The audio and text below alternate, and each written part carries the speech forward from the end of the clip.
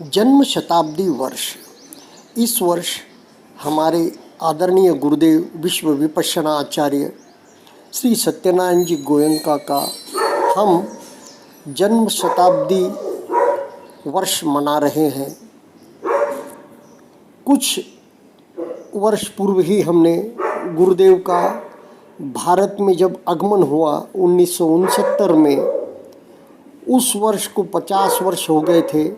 हमने golden jubilee year, सुवर्ण महोत्सवी वर्ष विपश्यना विद्या का पुनरागमन का हमारे देश में, भारत देश में हमने एक वर्ष तक 2019 से 2020 तक मनाया।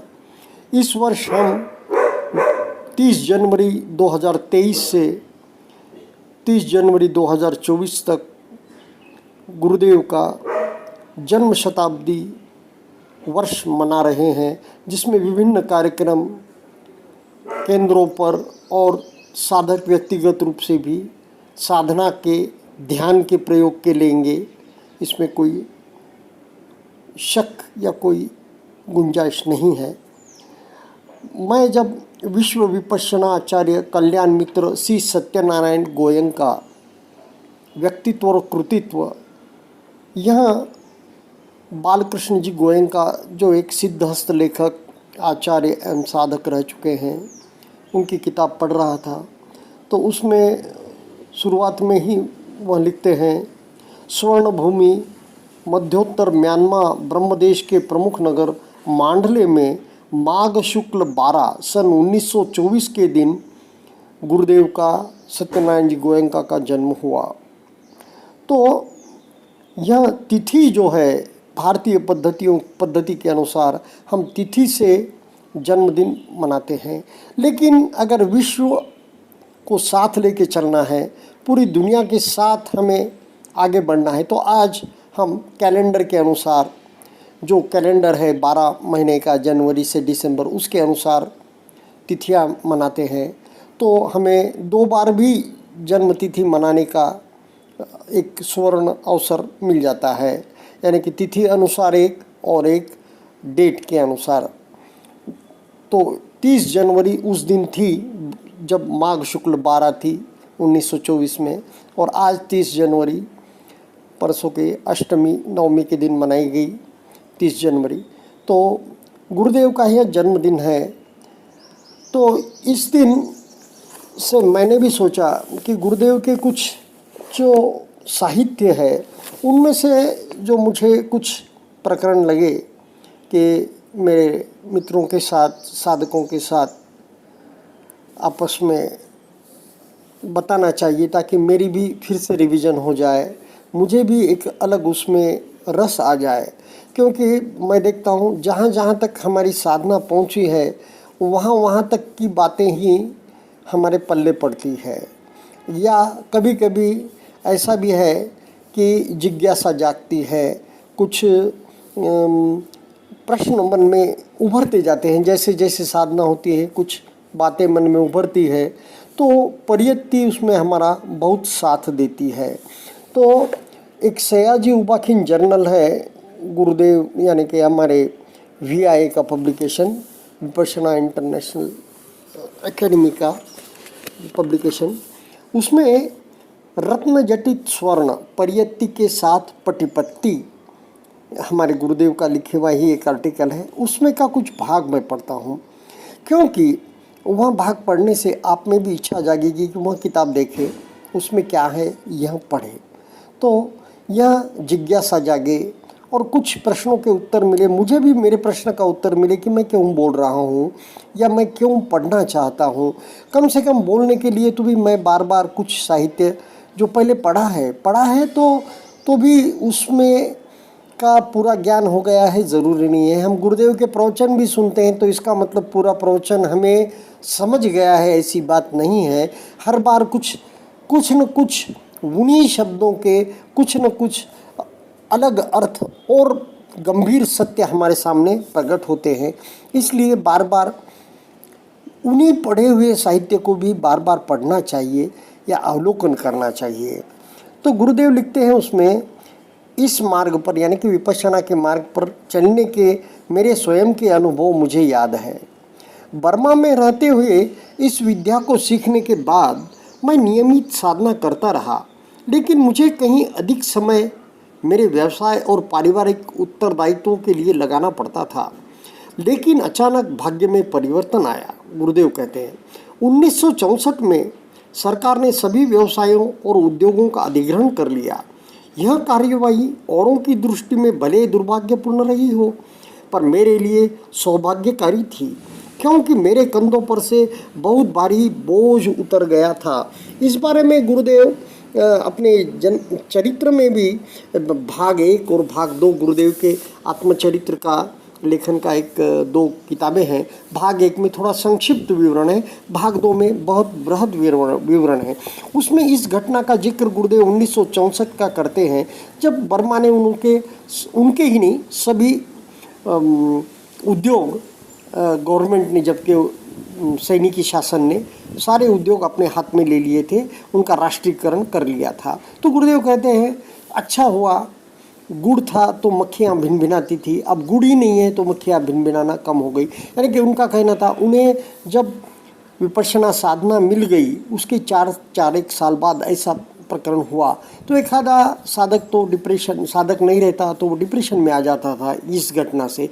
लेकिन गुरुदेव कहते हैं इससे यह घटना मेरे लिए एक उपकार सिद्ध हुई और मैं धर्म में ज़्यादा समय देने लगा, धर्म में ज़्यादा मेरा मन लगने लगा। नहीं तो व्यापार की उधेड़-बुन या धंधे की एक प्रकार से जो टेंशन होता है, व्यापार का जो एक प्रकार से खींच तनाव होता है, वह गुरुदेव के बोझ से बिल्कुल उतर गया सर से। नहीं तो ध्यान में बैठने पर भी कुछ बातें तो व्यापार की जो डेली रोज़मर्रा की वो तो याद आएगी, उसमें समय भी लगेगा। तो इस प्रकार अनेक अर्थों में गुरुदेव कहते हैं ये मेरे लिए सौभाग्यकारी रहा। अगले 5 वर्ष का समय मेरे जीवन का स्वर्णयुग था। मेरी विपश्यना संदर्भित बुद्धवाणी को सीखने और आत्मसात करने की सदैव उत्कंठा रही, पर सक्रिय जीवन की भागदौड़ में कहाँ से समय निकाल पाता। अब मेरे पास असीम समय था और मेरे गुरुदेव का सानिध्य भी। परिणाम था मेरी साधना के जैसे पंख लग गए हो। साधना में मैं पूर्वापेक्षा और अधिक गहराई में उतरने लगा और जब मैं बुद्धवाणी पढ़ता तो मेरे सारे शरीर में आह्लाद से पुलक रोमांच हो जाता। कभी कभी मैं महसूस करता कि बुद्ध मुझसे सीधा संवाद कर रहे हैं, जैसे कि हर शब्द विशेष रूप से मुझे ही लक्ष्य करके कहा गया हो। घर पर मैं कोई सूत्र पढ़ता और अपने गुरुदेव के पास जाता तो वे इसमें से कुछ अंश उठाते, उनकी गहनता से व्याख्या करते। यह वास्तविक अमृत वर्षा थी, धर्म का अमृत। करुणा अवतार सयाजी सदैव मेरे साथ धर्म चर्चा करने को तत्पर रहते। बीमारी में चारपाई पकड़े हुए भी जब उन्हें आराम की अत्यंत आवश्यकता रहती थी, परंतु जब उन्हें मालूम पड़ता कि उनका धर्मपुत्र उनसे मिलने आया है, उनमें करुणा और मुदिता जाग उठती। मुझसे बात करते और धर्म के मूल पाठ को गहराई से समझाते। जैसे कोई रुई अथवा ऊन की जो गुरुदेव उदाहरण देते ना, धुनाई करे, उलझने और गुत्थियाँ निकाल बाहर करे। सयाजी सभी भ्रांतियाँ और अस्पष्टताएं दूर कर देते। अनुवादक तो केवल व्याकरणिक व्याख्या ही करते हैं, किंतु इस विपश्यना योगियों के सम्राट की व्याख्या तो सर्वथा भिन्न प्रकार की होती। वे साधना के अनुभव के आधार पर समझाते थे और इस प्रकार से मूल के सूक्ष्म तत्व की गहराई तक बैठ जाते। यानी कि एक अधिकारी साधक और एक पंडित में या एक व्याख्याकर्ता में कितना फ़र्क होता है, यह गुरुदेव हमें समझा रहे हैं। उनके शब्द मुझे सदैव मोद और प्रेरणा से ओतप्रोत कर देते और फिर मुझे धर्म को समझाने के बाद कहते कि जाओ और ध्यान करो। ऐसे अवसरों पर मैं अपने अनुभव के स्तर पर तत्व की गहराई में उतरने में समर्थ हो जाता। भ्रांतियों और भ्रमों की परत उतरती जाती और शेष रह जाती पारदर्शी स्पष्ट सत्य। साधना से जब मैं उठता तो सभी ग्रंथियों से मुक्ति पाता। अनेक ग्रंथियाँ होती हैं मन में, गांठें, उलझने दूर होती जाती। इन अनुभवों से मुझ में असीम कृतज्ञता का भाव जागता, प्रथम भगवान बुद्ध के प्रति और फिर उनके धर्मपुत्रों के प्रति, बुद्ध और सयाजी तक की गुरु विशिष्य परंपरा के प्रति। इन सब के प्रति मेरे मन में असीम कृतज्ञता का भाव जागृत होता, जिन्होंने इस विद्या को बिना किसी प्रकार की मिलावट के अपने मूल शुद्ध रूप में बनाए रखा। इसके साथ ही मुझ में उन सब के प्रति कृतज्ञता उपजती जिन्होंने भगवान बुद्ध की वाणी को दूषित होने से बचाए रखा, जिससे कि उसका पठन और उससे प्रेरणा प्राप्त करना संभव हो रहा है। परियत्ति और पटिपत्ति, अध्ययन और अभ्यास, ये दोनों मुझे लगते जैसे सोने में एक रत्न जड़ने के बाद और अधिक सुंदर हो गया हो। इस प्रकार मैंने आपको सहज युवा की जर्नल से कुछ अंश सुनाए। तो हमने पटिपत्ति तो करना ही है, पटिवेधन भी करना है। परियत्ति यानी कि जब जब भी समय मिले, जब जब भी कोई बात या कोई शब्द मन में जागे, तो अवश्य हमने किताबों का सहारा लेना चाहिए। गुरुदेव के साहित्य का VI विपश्यना इंटरनेशनल एकेडमी ने जो भी साहित्य प्रकाशित किया है, उनका जो मंथली जर्नल भी निकलता है, विपश्यना पत्रिका निकलती है, उसमें से कुछ अंश पढ़ना चाहिए।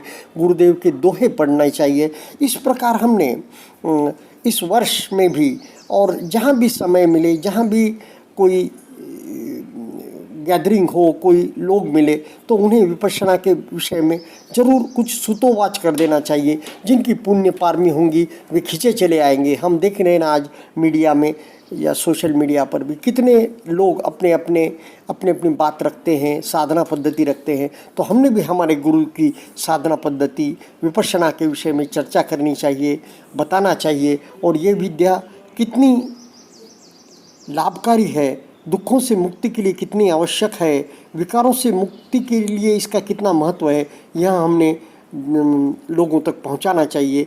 वहीं गुरुदेव के प्रति हमारी सच्ची एक मैत्री या जिसे हम कहेंगे मंगल मैत्री की हमारी कामना होगी, हमारी उनके प्रति कृतज्ञता होगी। तो यह कार्य हम जारी रखेंगे। आप सभी का सुनने के लिए बहुत बहुत धन्यवाद। आप सुन रहे हैं, कोई भी एक श्रोता का मुझे कभी फ़ोन या कभी जिज्ञासा आती है तो मुझे बहुत हर्ष होता है। और श्रीमती जी भी कहती है कि वाह वाह, बहुत अच्छी बात है, एक भी श्रोता को आपके कहने का, आपके वाचन का, आपकी बात का लाभ हो गया, तो यह एक बहुत बड़ी अपने लिए, मेरे लिए व्यक्तिगत रूप से बहुत बड़ी उपलब्धि है। धन्यवाद।